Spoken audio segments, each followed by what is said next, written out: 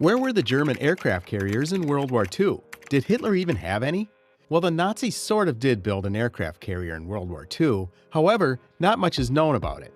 With 3 more planned to be, this cutting-edge carrier was loaded with weapons and expected to be the king of the German Atlantic fleet. And although it was one of the largest ships built during the war, it was never deployed. This is the sad story behind the Graf Zeppelin aircraft carrier. Hearing the word Zeppelin, the first thing that pops into your mind is large airships, most notably the famous Hindenburg. But this Zeppelin is something else. It was named after German Ferdinand von Zeppelin, the great inventor. When ordering to build this carrier, Hitler hoped that it would be one of the critical factors in his master plan of beating the Royal Navy and dominating the seas. And although the German Navy was never as strong as the British one, it was clear to Hitler in 1934 that if he wished to compete with the British in a potential conflict in the future, then the Kriegsmarine should be strengthened and new types of ships would need to be developed. Plan Z was the name of the German plan to strengthen the Kriegsmarina's presence in the Atlantic Ocean and increase the odds against the Royal Navy, among other things. It also focused on listing aircraft carriers as one of the priorities, and 4 Graf Zeppelin carriers planned to be built in total. Having the new German Air Force limited by land, air bases wouldn't do it all. Hence, an aircraft carrier would be the perfect cornerstone of the new German Navy and its Air Force. But rather than following the design of classic aircraft carriers, the idea was to incorporate also heavy guns into the vessel so that it could defend itself against potential enemies. The main weaponry of the ship, apart from the aircraft, obviously would have been 16 150mm guns, the same that were used as secondary ornaments on the Bismarck battleships.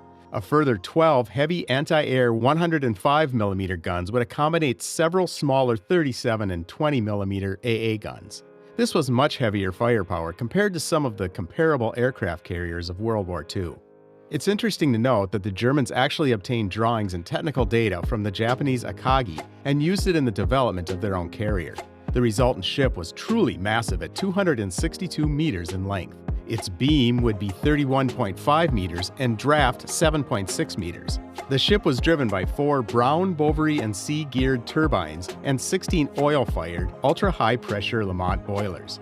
The maximum speed of the vessel was 33.8 knots, or 38.9 miles per hour, while the power system was rated at 150 milliwatts, or 200,000 shaft horsepower.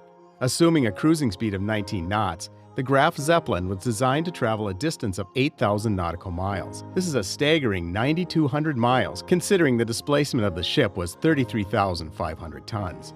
Ironically, this huge aircraft carrier to take on the British could only exist because of the British, in an attempt to please and improve relations between Germany and Britain, had agreed to increase the displacement limit up to 38,500 tons for aircraft carriers.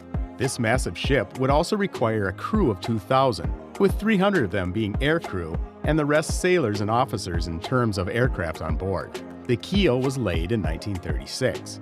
The first ship in the series would bear the exact same name as its class and would be launched in 1938, with the second aircraft carrier undergoing construction, simply called Carrier B. As the war started, the Zeppelin ship was moved from Kiel, Germany to Gotenhafen, now in Gdynia in Poland.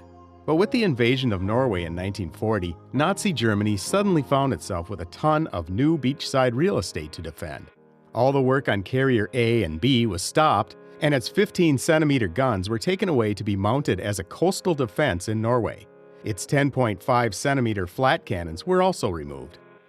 It was then decided that the B carrier should be scrapped, and the focus would then move to the construction of more U-boats, as those had been very effective during the war so far. The already developed Zeppelin hull ended up becoming a store for timber, but this isn't the end of the story for this iconic beast. The tale continues as we move forward 2 more years to 1942, just after the Pearl Harbor. The success of the aircraft carrier in combat was widely proven by this point in time, and German Admiral Ayer proposed to Hitler that the work should continue on the ship that was already approved in the original plans. Graf Zeppelin was to carry Bf-109Ts and U-87C aircraft, along with the Fieseler Fire 167 torpedo bomber. So that's up to a total of 42 aircraft on board.